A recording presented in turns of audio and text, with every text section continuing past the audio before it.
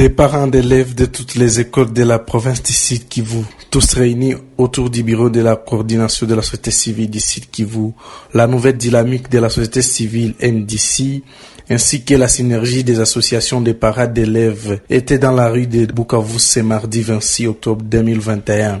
Objectif, exiger la reprise des cours dans des écoles publiques suspendues dès les premiers jours de la rentrée scolaire de l'année 2021-2022, de suite de la grève des enseignants qui exigent la paix décente de leur salaire. Plusieurs centaines d'acteurs sociaux, des parents ont répondu présents à l'appel de la société civile, une véritable mobilisation pour une cause commune. Venus de plusieurs coins de la ville et de 8 territoires de la province, ils ont tous inondé la principale artère de la ville de Bukavu, l'avenue Patrice Emery Lumumba, pour apporter leur soutien à la gratuité de l'enseignement en exigeant de meilleures conditions en faveur des enseignants congolais. Je suis moi-même parent, je suis aussi enseignant. Je trouve quand même que continuer à payer la prime, c'est scandaleux aux parents. Et le pouvoir d'achat de la population ne permet plus de continuer à supporter les enseignants. Et donc il faut que l'État prenne en charge ces enseignants qui sont ses employés. Calicon à la main, jeunes, femmes et vieux ont exprimé leur détermination à ne plus revivre la prise en charge des enseignants par les parents et ont exigé au gouvernement national une meilleure prise en charge de l'enseignant congolais. Ils sont des enfants de la rue maintenant, parce que depuis les cadres nous avons ouvert les cours, mais jusque-là ils n'ont pas encore étudié. Les enfants des politiciens sont en Europe, ils sont en train de sacrifier nos enfants. Et M. Tshisekedi, là où il est, il doit comprendre que nos enfants sont dans la rue et sacrifiés. Et c'est lui qui doit trouver solution pour que nos enfants reprennent le chemin de l'école.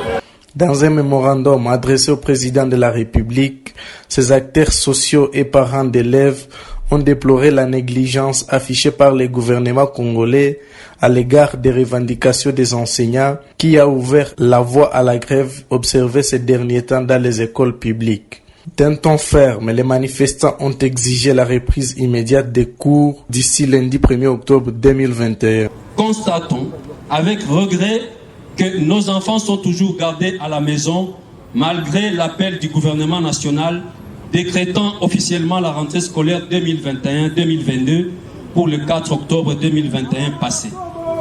Et cela en dépit du fait que l'année scolaire passée a été chaotique du fait de l'avènement du coronavirus, mais aussi des perturbations liées encore aux revendications des enseignants.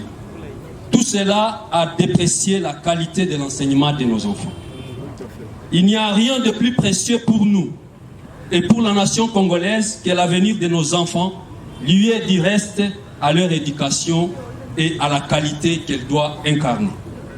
Pour ce faire, les parents et les acteurs sociaux du Sud Kivu, mobilisés comme un seul homme, réclament le respect du droit à l'éducation de leurs enfants. Il est donc impérieux que l'État congolais concrétise la gratuité et la rentrée scolaire sur toute l'étendue de la République démocratique du Congo et dans toutes les écoles sans exception, conformément à l'article 43 de notre Constitution. Il ne devrait pas y avoir une éducation pour les écoles privées et les écoles publiques dans un même pays. Tous les enfants congolais, riches ou pauvres, ont droit à l'éducation. Le gouverneur des provinces du Sud Kivu, qui a réceptionné leur mémorandum à côté de son adjoint, a promis de les transmettre à qui des droits. Ninapenda kusema mkiswahili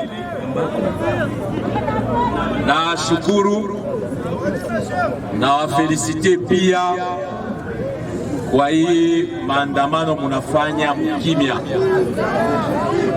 na particulièrement na féliciter le président de la société civile, Bwana Adrien Zawadi, Bwana président Kijana Chrysostome.